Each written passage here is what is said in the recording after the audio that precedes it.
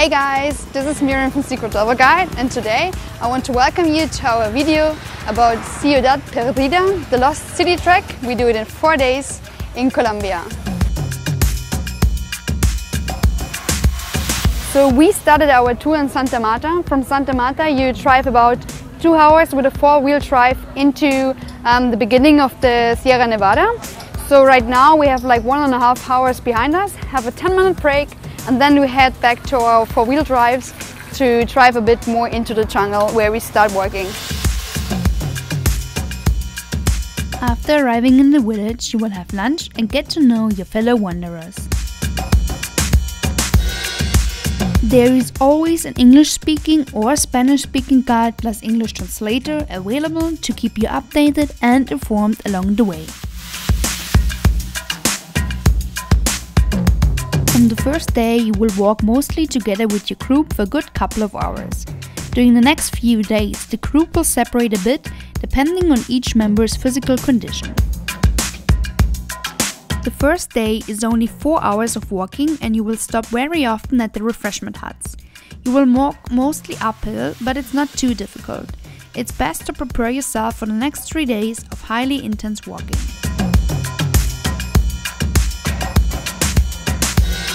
By the way, if you don't feel like doing this in a group, you can also book a private guide.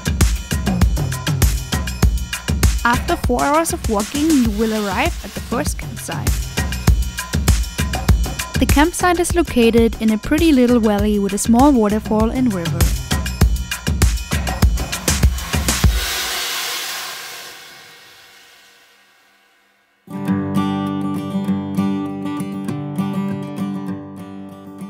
You will sleep in your own bed, completely surrounded by a mosquito net. And don't forget to have a refreshing swim in the river afterwards. Hey guys, we arrived after a 4 hours hike at our first campsite, and now you can have a refreshing swim in the river behind us. It's actually really cold, but you don't care so much after sweating for 4 hours. So let's go inside and enjoy the water.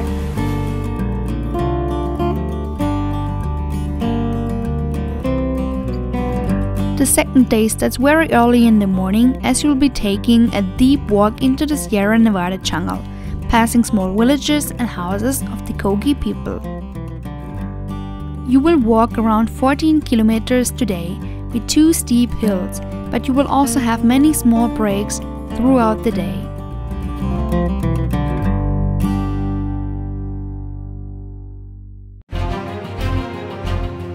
The Tayrona's history originates from 2,000 years ago, and the earliest evidence of humans in the region was discovered around 6,000 years ago. Once the Spanish came to this region in the 1500s, an escalating tension arose and resulted in direct confrontation between the Spanish and the Tayrona. As a consequence, the natives were left with no choice but to move higher into the Sierra Nevada mountain range. Moving the settlements saved them from both becoming victims of the Spanish ruling system as well as a silent killer disease. They don't live much differently today as they have done in the past. The Tayrona live in villages with circular huts made of stone, mud and palm leaves. They only wear pure white clothing. They say that white represents the Great Mother and therefore the purity of nature.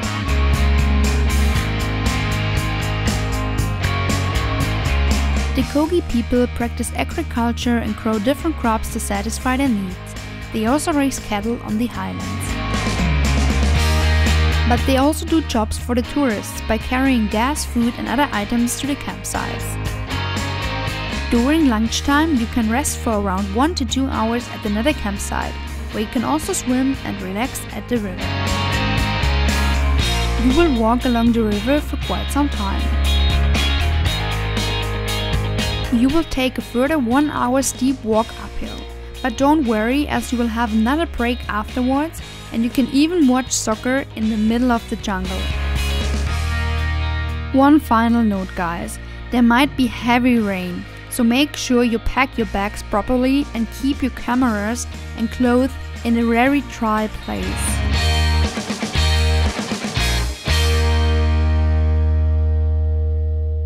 On the third day, you will finally reach the lost city, which is only 30 to 60 minutes away from the last campsite.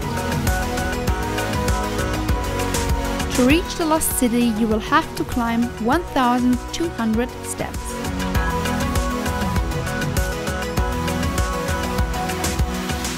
Okay guys, after 2.5 days walking, we finally arrived at the lost city, as you can see behind me. Our local guide will explain you some information about the lost city in English right now. Welcome to the lost city. This wonderful place was built for the community Tayrona in the year 700 after Christ. This community is very peaceful and spiritual. They are very connected with the modern natural around this amazing place. They have many sacred places for do the payment to the mother natural and do many ceremonies for having contact with the father, your father's son Serankwa. This community don't have writing. Everything that they have, they do replicate in stones, and many they try to replicate all the stones, animals in the stones.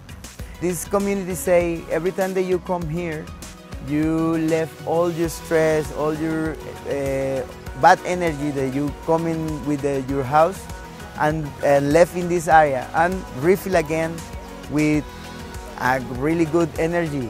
So every time that you come here, you go down renovated with new soul inside, with all the spirits of the many indigenous ancestors that they live and walk around in this area.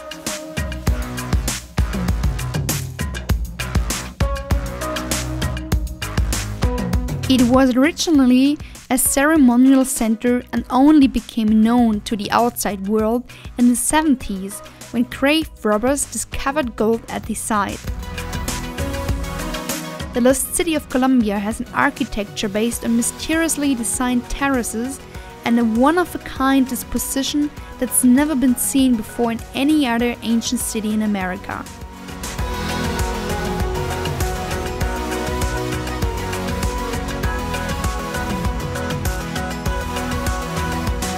The way back is the exact same track. Most of the walking back happens on the last day, where you will walk around 16 kilometers in total.